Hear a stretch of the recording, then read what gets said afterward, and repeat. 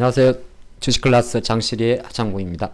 자, 오늘은 타이틀은 이렇게 한번 적어봤어요. 저점에 대한 집착, 그 다음에 뜨는 종목이 보인다. 그 내용인데, 시장은 오늘 보게 되면 상당히 좋은 흐름을 좀 보여주고 있죠. 참 이런 걸 보면 우리가 어떤 생각이 드냐 하면, 그냥 여러 가지 생각도 있습니다만은 미국이 내리더라도, 뭐 예를 들어서 미국이 이렇게 내리더라도 우리나라 장이 이렇게 저점을 높여왔으면 지수 자체는 오른다는 걸 알 수가 있습니다. 그리고 코스피가 어느 정도 디커플링이라고 이야기해서 코스피는 강하고 코스닥이 약하지만은 또 코스피가 워낙 강하면 코스닥도 저점을 형성한다는 걸 좀 볼 수가 있죠. 그런 관점에서 보게 되면 오늘의 이야기가 어떻게 보게 되면 주식이란 것 자체가 약간 타이밍이란 이야기도 많이 할 수가 있고 뭔가 유기적이라는 생각도 좀 들 수가 있습니다. 왜 그러냐면 오늘 시장 관점에서 또 중요했던 게 어제 중국 증시가 좀 하락을 했었죠. 근데 중국의 위치를 놓고 보면 상승폭의 절반, 그러니까 오늘 올라야 되는 자리에서 하락세를 멈춰줍니다. 참 아이러니하죠. 중국 폰토도 마찬가지겠죠. 올라야 되는 자리에서 몰려주면 이런 것 자체가 또 메커니즘 관점에서 상당히 좋은 흐름으로 갈 수가 있고, 오늘 이야기는 조금 더 이어가서 보게 되면 지금 가장 뜨거운 종목이 뭐냐 하면 바로 이 종목이죠. 오늘은 2월 1일입니다. 2월 1일 지금 시간은 오후 1시 장중이죠. 자, 오늘도 보면 보험업종, 은행업종이 계속 강세를 보이고 있다는 것은 시장에서 말하는 2월달에 발표 예정인 정시 저평가 해소를 위한 정부 정책입니다. 기업 밸류 프로그램에 대한 구체적 방안 이야기가 최근 일주일 이상 계속 들어온다는 거고, 근데 이것도 시장의 한 결이에요. 시장이라는 것 자체는 이미 여기서 보시다시피 그 무거운 보험업종이 오늘도 10개 중에서 전부 다 8% 이상, 은행업종 마찬가지고 증권업종 마찬가지죠. 그리고 중국이 마침 또 올려주니까 중국 소비지, 물론 이거는 단순하게 중국 소비지 흐름보다는 또 여기에 포함되어 있는 저평가 관련주들이 움직일 수가 있는 거고, 유통 상사 다 마찬가지입니다. 그럼 이게 다 대부분이 어디 업종이냐 하면 코스피 업종이잖아요. 삼성전자 하이닉스 배터리가 없어도 실제적으로 포함되어 있는 우리가 말하는 자동차처럼 기아 같은 경우가 이렇게 가버리면, 오늘 같은 경우는 기아만 가는 게 아니겠죠. 기아는 이미 가장 일주일 전에 기업 밸류 프로그램 시장에 노출되면서 시장에 어떤 쏠림을 만들 때 첫 번째 종목이었다면, 현대차 같은 경우도 동일한 그림으로 매기세를 가져갑니다. 그러면 자동차가 상당히 중요한 파지티브한 역할을 할 수밖에 없는 거고, 그게 이제 시장을 구성하는 시가총액의 메커니즘이 되겠죠. 설령 미국의 M7 종목이 주춤해서 테슬라가 주춤해서 주춤만 하더라도 밑에 현대와 기아가 이렇게 합산 85조의 시가총액을 갖고 있다면 그 종목들이 어느 정도 다시 관련돼 있는 뭐 약간 상승량은 작을 수 있습니다만은 매수세를 가져올 수 있는 거죠. 그런데 보게 되면 이제 요 내용 같은 경우는 이런 거예요. 기업 밸류 프로그램을 생각하게 된다면 쉽게 말해서 기업의 코리아 디스카운트라는 것 자체가 한편으로 놓고 한국이 저평가받는 이유잖아요. 그럼 기업들에게 직간접적으로 기업의 저평가를 해소할 수 있는 뭔가의 액션을 한번 취할 수 있게 가이드라인을 잡아는 거죠. 그렇다고 뭐 상태를 시키고 그렇게까지는 갈 수 없는 거죠. 하지만 시장이란 거는 이런 메커니즘을 가지고 벌써 움직이게 되는 거죠. 예를 들어서 꼭 PBR에 포커스를 맞출 필요는 없어요. 주당 순장보 같이. 가장 중요한 것은 기업 밸류 프로그램이라는 것도 PBR이 작다고 해서 무조건 주가가 올라갈 수 있는 건 아닙니다.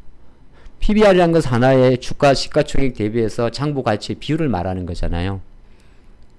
1보다 낮다면 오히려 장부 가치가 더 낮게 돼 있으니까 시가총액이 낮으니까 오히려 주가가 올라야 되는 요인데, 그러려고 그러면 여러 가지 이유가 있을 수가 있어요. 뭐 자사주를 매입 소각하려고 그러면 일정 부분에 자사주 비율이 있어요. 보유하고 있는 자사 비율이 있어야 될 것이고, 그럼 삼성물산 같은 경우는 12% 정도의 비율이 있으니까 주가도 많이 올라갔습니다만은 자사주 처분이란 카드를 쓸 수가 있는 거죠. 금호석에도 마찬가지가 되는 거고. 근데 모든 우리나라 기업들이 자사주 비율이 영혼보유 홀딩스처럼 두 자릿수가 넘는 기업이 있는 건 아니에요.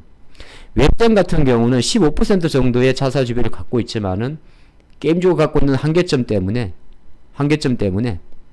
오히려 놓고 보게 되면 주가라는 게 밸류 프로그램에서 웹젠이라는 기업 자체가 단순히 저것만으로 주가가 오를 수는 없겠죠. 어느 정도 같이 동행해서 반등은 하겠지만, 하지만 얘는 주인공이 아닌 거죠. 다시 보게 되면 만약에 이런 쪽을 보신다 그러면은 PBR로 필터링 하는 게 우선순위가 저는 아니라고 봅니다. 가장 결정적으로는 몇 가지 지표가 있는데 하나가 바로 ROE입니다. 자기 자본 이익률. 그러니까 내가 내 돈을 가지고 이익을 잘 내는 기업을 먼저 우선으로 삼아야 되고요. 그게 기업 밸류 프로그램의 핵심이잖아요. 밸류 프로그램이라는 게 단순하게 보면 PBR이 낮다고 해서 주가가 올라야 된다는 그 논리로 움직이는 종목들은 한계점이 있고요. 실제적으로 내가 내 자본을 가지고 얼마 정도 이익을 낼 수 있냐는 ROE를 기준으로 해서 거기에 대해서 ROE가 높은 상태에서 여기 보면 이익 잉여금 대비 자사주의 비율이 나와요. 그러니까 기업들이 이익을 쌓고 배당을 확대한다든지 또는 자기 주식을 매입 소각해서 주주 가치를 높이는 그런 주주 가치 이익이 나야 아시겠지만은 이익 잉여금이 생기겠죠. 자본의 이득은 수익으로 벌어든 이익 잉여금이 있고 주식 발행을 통해서 발생하는 자본 잉여금이 있단 말이에요. 그런 관점에서 보게 되면 물론 메인은 일단 그 가장 유리하게 갈 수 있는 게 보험회사입니다. 그러니까 보험주와 금융주와 증권주는 ROE와 이익 잉여금이 가장 높기 때문에 가장 대장으로 가는 거고요. 근데 그게 아닌 상태에서 무차별적으로 보는 종목들은 대부분이 약간은 자동차도 사실 한계점이 있어요. 모두가 자산이 있고 건설이 있고 기계가 있고 철강이 있다고 하는 건 아니라는 거죠. 그 관점에서. 근데 그렇게 놓고 보면 사실 이거는 하나의 테마라고 보기에는 어떻게 보게 되면 시장의 트렌드라고도 볼 수가 있는 거예요. 이 프로그램 자체는. 지금 당장 많은 투자분들이 여기에 대해서 실효성에 대해서 이게 많이 말씀을 하시는데 이 실효성이라는 거는 우리는 알 수는 없어요. 그리고 법으로 강제할 수도 없는 부분이고요. 사회주의도 아니고 그렇죠. 하지만 어느 정도 시장 관점에서 기업 밸류 프로그램이 어느 정도 가이드라인이 만들어지게 된다면 실제적으로 시장에서는 일정 부분 특히나 큰 기업들은 직간접적으로 액션을 취합니다. 예를 들어서 어저께 삼성물산이 사상 최대 실적이 나오면서 자사주 6천억 정도의 소각 프로그램을 실제적으로 단행을 하는 것처럼 말이죠. 그러니까 주가는 이렇게 화답을 하는 거고 기업들은 충분히 그럴 수 있는 기업 쪽으로 간접적인 푸시가 들어온다는 겁니다. 그러면 미국 증시가 M7 관련해서 이렇게 큰 변동성을 보이고 중국 증시가 이걸 보인다 하더라도 오히려 거꾸로 우리나라는 이런 관점에서 지수가 저점을 잡을 수가 있다는 거죠. 그 관점을 보시면 좋을 것 같고 코스닥 투자하시는 분들이 조금 힘들어하는 이유 중에 하나는 코스닥은 시가총액 상위 종목이 안타깝게도 자사적 프로그램과는 거리가 먼 종목들이에요. 에코프로 BM, 에코프로 LCLB. 하지만 한편 놓고 보면 에코프로 BM 같은 경우도 이거는 매수는 다른 겁니다. 그러니까 이쪽은 시장이 만들어내는 거고 코스피 쪽은 그러니까 종목이 지수를 만드는 거고 이쪽에는 지수가 종목을 만드는 건데 지수가 종목을 만들기 위해서는 한편 놓고 보면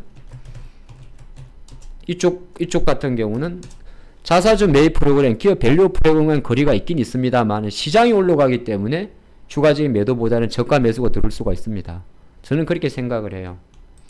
여기서 들어오는 자금 자체가 실제적으로 기관이나 패시브 자금이라면 일반 개인 투자가들의 자금은 오히려 이것 때문에 한쪽은 빠질 겁니다. 어디가 빠지냐 하면 제가 판단할 때는 오히려 반도체 쪽에서 빠질 확률이 높습니다. 어제부터 자꾸 빠진다는 이야기해서 죄송한데요. 제 표를 말씀드리는 겁니다. 반도체에서 빠지는 자금이 다시 들어갈 수 있는 자금은 생각보다 많지는 않지만 이 자금들은 상당히 성장주로 들어왔던 자금이기 때문에 동일한 성격의 성장주로 많이 빠졌던 성장주로 좀 들어갈 수가 있어요. 제약 바이오도 상관이 없어요. 알테오젠하고 자산 밸류 프로그램은 관련성이 없습니다. 뭐 없다고 단언한 건 그렇습니다만은 그런 관점에서는 두 가지를 같이 보시면 좋습니다. 하나, 첫 번째 코스피 같은 경우는 저점에 대한 집착 이런 것보다는 확실히 기업 밸류 프로그램 쪽으로 계속 몰아갈 확률이 드라이버가 높고 그런 관점에서는 오히려 거꾸로 놓고 봤을 때 저는 메커니즘을 많이 말씀드리는데 카카오나 네이버 같은 경우는 현재 수급 공백이 생길 수가 있습니다. 주가에 대한 저점에 대한 이슈가 중요한 게 아니고 그러니까 급락을 한다는 것보다 저점에 대한 이슈에 대한 신뢰도는 낮아지는 거고 코스닥 같은 경우는 실제적으로 코스피 어떤 안정적인 흐름 때문에 추가적인 급락보다는 느린 소폭 매수가 들어올 수가 있다고 본다면 만약 코스닥 시가총액 상위 종목에 대한 힘 자체는 조금 더딘 것 같아도 계속 하방 지지를 하는 그림으로 갈 수가 있습니다. 그 관점으로 보신다면 지금 장을 바라보는 관점이 그냥 막연하게 미국이 나스닥이 많이 빠졌고 중국이 아직 불안하고 한국 환율이 아직 불안하다 하더라도 시장 관점에서는 또 소리 소문 없이 한국만의 디스카운트를 해소하는 정시로 갈 확률이 높다. 그렇게 말씀드리겠습니다. 결국 주식은 룰렛 게임이군요. 양모.